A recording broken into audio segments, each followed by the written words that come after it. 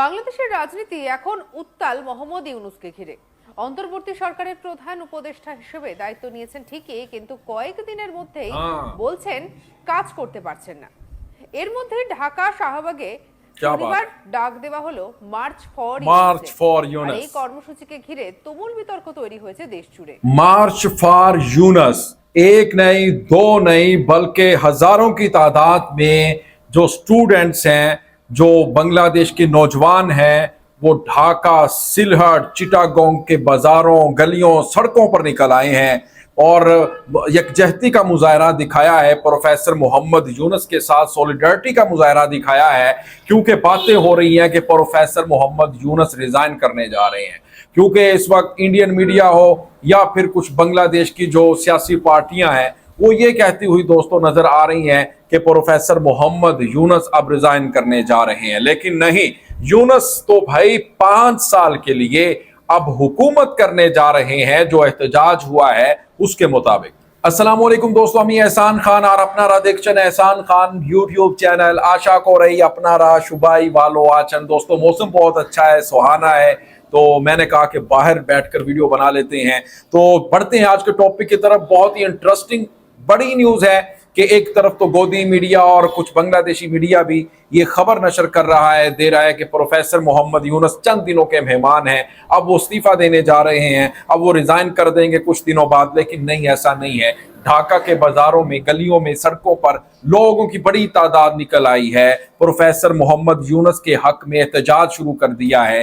5 साल के लिए कहा यह जा रहा है कि 5 साल प्रोफेसर मोहम्मद यूनस को ही हुकूमत दी जाएगी और उससे पहले कोई उसको नहीं छेड़ेगा। असल में जो मसला है वो ये है कि जो बांग्लादेश की सियासी पार्टियां हैं वो चाहती हैं कि जल्द अज जल्द इलेक्शन हो जाएं, लेकिन प्रोफेसर यूनस चाहते हैं प्योर डेमोक्रेसी। प्रोफेसर चाहते हैं रिफॉर्म्स करना चाहते हैं बांग्लादेश के अंदर। वो चाहते हैं कि बांग्लादेश की जो डेमोक्रेसी है बांग्लादेश के अंदर वो आ जाए किसी ना किसी तरीके से। ऐसे इलेक्शन करवाने का कोई फायदा नहीं है। वो चाहते हैं कि एक बार जो वजीर आजम बन जाए, 2 बार जो वजीर आजम बन जाए, वो तीसरी बार वजीर आजम ना बन पाए।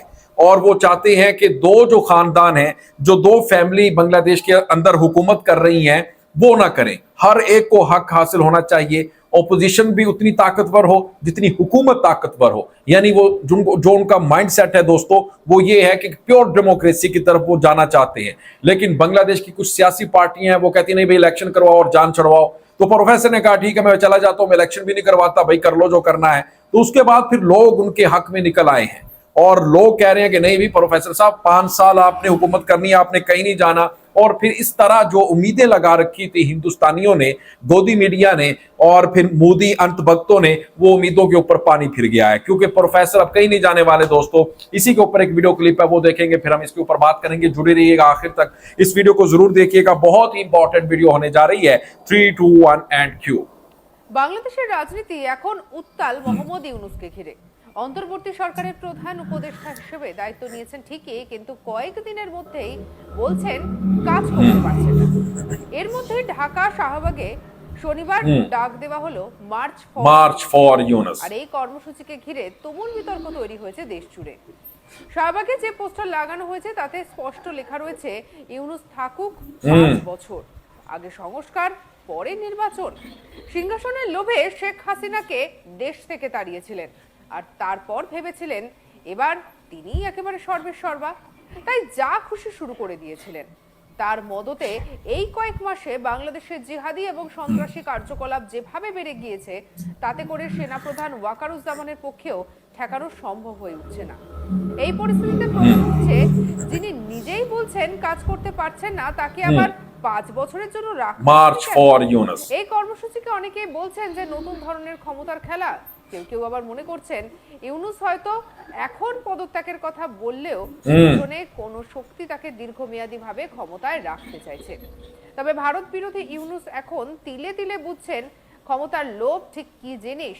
পরিস্থিতি সামলাতে শুক্রবার সেনাপ্রধানের নির্দেশে দেশের সেনা মোতায়েন করা হয়েছে।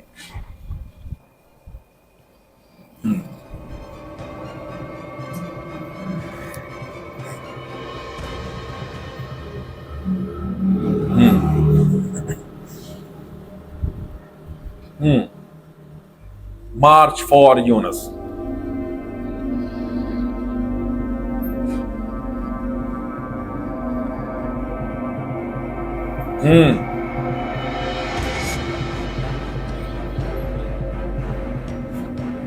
অস্থির বাংলাদেশে দায়িত্ব নেওয়ার পর থেকে ছায়ার মতোই চলেছেন মোহাম্মদ ইউনূস। এখন বলছেন কাজ করতে পারছেন না। তাহলে প্রশ্ন, তিনি আদৌ দায়িত্ব নিতে এসেছিলেন নাকি শুধুই খ্যাতির মোড়কে দায়িত্ব এড়াতে এসেছিলেন? সম্প্রতি উপদেষ্টা পরিষদের বৈঠকে তিনি বলেছেন, আমি যদি কাজ করতে না পারি তাহলে এই পদে থাকবো কেন? এই বক্তব্যে এক ধরনের নাটকীয়তা আছে। মুখে স্বীকার করছেন কাজ করতে পারছেন না, অথচ মার্চ ফর ইউনূস না। উল্টে জাতির উদ্দেশ্যে ভাষণের খসড়া তৈরি করছেন, নাকি নিজের ব্যর্থতা আগে ভাগে ঝেড়ে ফেলার কৌশল এটি? এই হতাশা কি নতুন? তিনি কি সত্যিই ভাবেননি বাংলাদেশের রাজনৈতিক ঐক্যমত তৈরি হবে না একদিনে? চলুন এই বিষয়ে ঠিক কি জানিয়েছেন বাংলাদেশের বিশিষ্ট সাংবাদিক শাহিদুল হাসান খোকন, শুনবো।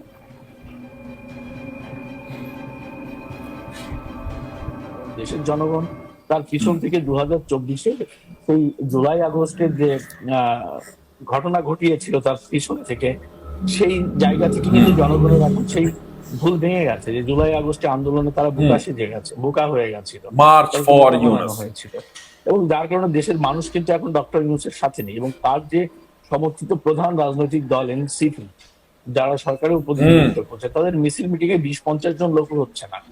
এই পরিস্থিতি দাঁড়িয়ে ডক্টর ইউনূসের আসলে কোনো বিকল্প সামনে নেই।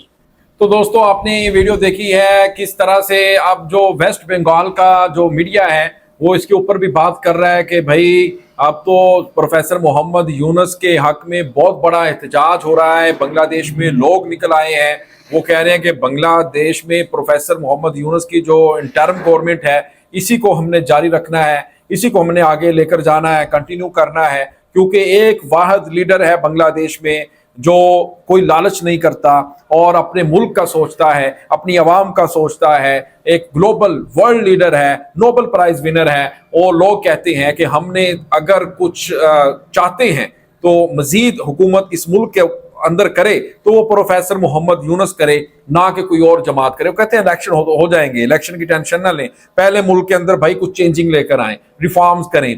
हाँ, वो कह रहे हैं कि 2 ईवान बाला और अवान ज़री, यानी 2 ईवान होने चाहिए, एक पार्लियामेंट है और एक सेनेट है, जिस तरह पाकिस्तान में है, हिंदुस्तान में है, पूरी दुनिया में है, जिस तरह से जहां जहां जमहूरियत है, डेमोक्रेसी है।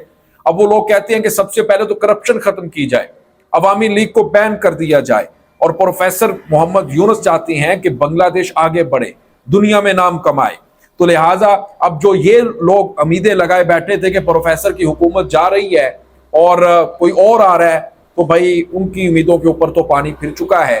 लिहाजा सुकून से रहिएगा और प्रोफेसर मोहम्मद यूनुस इसी तरह हुकूमत करते रहेंगे। आर्मी चीफ ने भी उनके हक में, उनके पक्ष में बात की है। उन्होंने कहा कि हम अपनी मुल्क को, कौम को इलेक्शन देकर जाएंगे, ऐसे नहीं। तो दोस्तों, आपका क्या कहना है इस वीडियो के बारे में बताइएगा कमेंट सेक्शन में। मिलेंगे आपसे नेक्स्ट वीडियो में, तब तक के लिए अपना और अपने इस चैनल का बहुत ज्यादा ख्याल रखिएगा। अल्लाह हाफिज।